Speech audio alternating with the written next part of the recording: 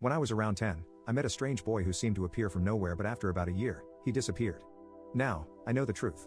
I was probably around 10 or 11 years old the first time I remember the boy turning up. It was the middle of summer, and my friends and I were swimming in a lake in one of my parents' fields. I grew up in a small farmer's town, with a population of no more than 200, so everyone knew everyone. There were two schools in the town, one for boys and one for girls. I'm not sure why they split them by gender, and I'm pretty sure both have merged now, but that's how it was when I lived there. I'm going to tell it as I remember it happening, but my friend who was there at the time remembers it slightly differently than I do. So, as I was saying, my friends and I were swimming in the lake at the bottom of one of my parents' fields. It was about a 15-minute walk from my main house. We had been playing there for a while when we heard someone calling to us. We looked over and saw the boy standing at the edge of the lake, completely naked. Once we noticed him, he shouted if he could play with us. He looked to be around the same age as us, maybe a little older but not by much. He was super pale, like white pale.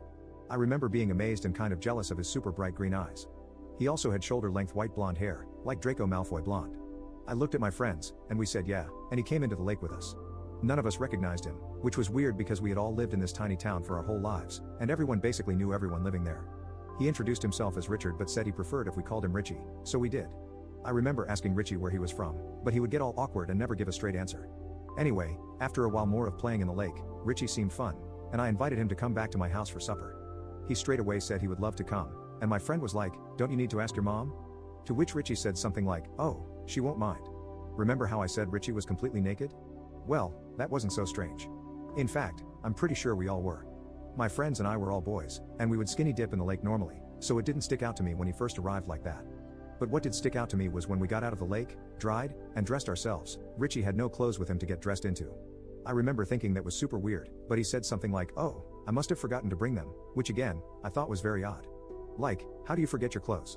I wasn't sure how my parents would react to me bringing home a naked boy, so I gave him my briefs and my overshirt to put on. But yeah, that stuck out as very odd. My friends went back home, and Richie and I went to my house.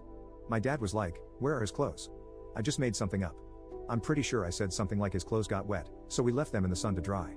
I got him some trousers to put on. We ate supper, during which I remember him having 3 or 4 plates of food. As I said, Richie is a super skinny boy. I was pretty small and skinny at the time, but he was definitely skinnier than I was, so I was confused about how he ate so much. Richie was super polite and sweet to everyone while he was at my house. After supper, I took him upstairs to my room, and we played on my Nintendo 64 together. He had never seen one before and was super amazed by it. At the time, I thought he had never seen one because they were so old. This was 2010, but my family was poor, and that's all I had. It started to get dark, and I asked him if he wanted to sleep over. He was really excited by that and said yeah. I checked with my parents, but I knew they wouldn't mind because they were both super drunk. So we continued playing until it was super late. After a while, I said it was time that we went to bed as I was tired, but I don't remember him seeming tired at all. Richie asked if he could shower before as we had been playing in my fields and he was really muddy. As he was showering, I made my bed for us and put a movie on the TV for us to watch as we went to sleep. I got into bed, and Richie came in like 5 minutes later and was completely naked again. I was like, "Did you walk from the bathroom like that?" He was like yeah and didn't seem to care at all, so even though I thought it was strange, I didn't say anything. He got into my bed, and I asked him if he wanted any pajamas, and he said no, it was too hot, which, to be fair, I do remember it being really hot that day. I had a Scooby-Doo movie on, and he was really excited by it, not knowing anything about them, which I guess isn't too weird. But looking back, he didn't seem to know any pop culture stuff at all. I mean, we were pretty behind the times in my small town, but we still knew most pop culture. I had slept in quite a lot the next day, but when I woke up, Richie wasn't in my room. I went and asked my mom if she'd seen him, and she said he left early that morning after his parents rang our house. How they knew he was with us or where to ring, I'm still not sure. Richie had taken some shorts from my room because my mom said he couldn't leave without clothes on. I was a little disappointed he left without me, or at least without saying goodbye or without leaving any way of contacting him again. He turned up again a couple of days later when my friends and I were swimming in the lake again. This time he brought clothes, but I'm pretty sure he only brought some briefs and a shirt with no pants, which again, I thought was weird. Over the next year, he and I became super close. We were like brothers. Over the year, I asked if I could see his home or meet his family. But anytime I asked anything personal about him, he would go awkward and not want to talk about it, or he would just change the subject. But I could see it made him feel uncomfortable, so I didn't push him to tell me. He did tell me he was homeschooled, which I thought was cool because in my mind that meant no school. As I said, we became really close over the year. I felt like he was more than a friend to me. It's difficult to explain, it's almost like we clicked from the first time we met. We became close really quickly, and I felt like I could tell him anything, and he would always help and support me. He helped me through so many hard times, and he definitely encouraged me to be a better person. It was almost as if he could sense when I was going through anything. For example, when my grandma passed away, I went out into my fields to cry as I didn't want to do it in front of my family. But after sitting down in some random place, Richie turned up and sat next to me. He said some things that I remember helping me a lot. When I asked him how he found me, he said that he was just on a walk. Not too long after this, he just vanished.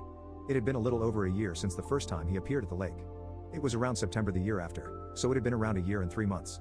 He never turned up again, never said goodbye, never left a trace.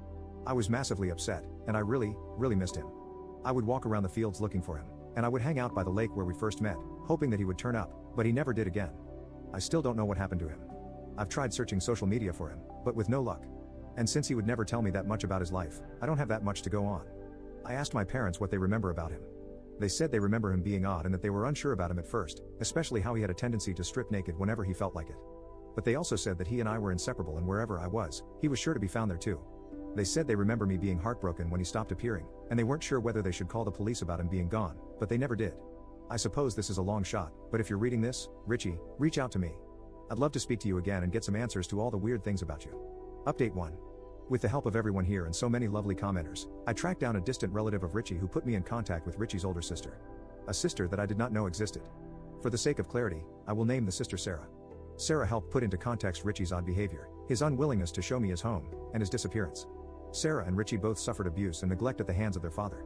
Their father, who struggled with severe mental health issues and illegal substance abuse for most of his adult life. Their father was terrified of the outside world and thus kept them secluded away in secret. According to Sarah, their father was convinced that the world was months away from ending at any given time. He was convinced that the devil was planning to take over his mind and body, and was convinced that Jesus had spoken to him, telling him the only way to keep him and his family safe was to keep them secluded from the outside world. Sarah shared that their father would not often be physically abusive, which I suppose is of some relief. Richie and his family would move often throughout his childhood, never staying in one place for too long as his father feared that the devil would soon find them. Sarah said they were most likely moved in the middle of the night with no forewarning. Though she can't remember the specific time they were moved from my town. This helps to explain how Richie seemed to appear one day, and disappear 15 months later. Richie passed away at age 15, around 2.5 years after vanishing from my town. Sarah struggled to go into the details of Richie's death, and I didn't want to push her into sharing something that was painful for her.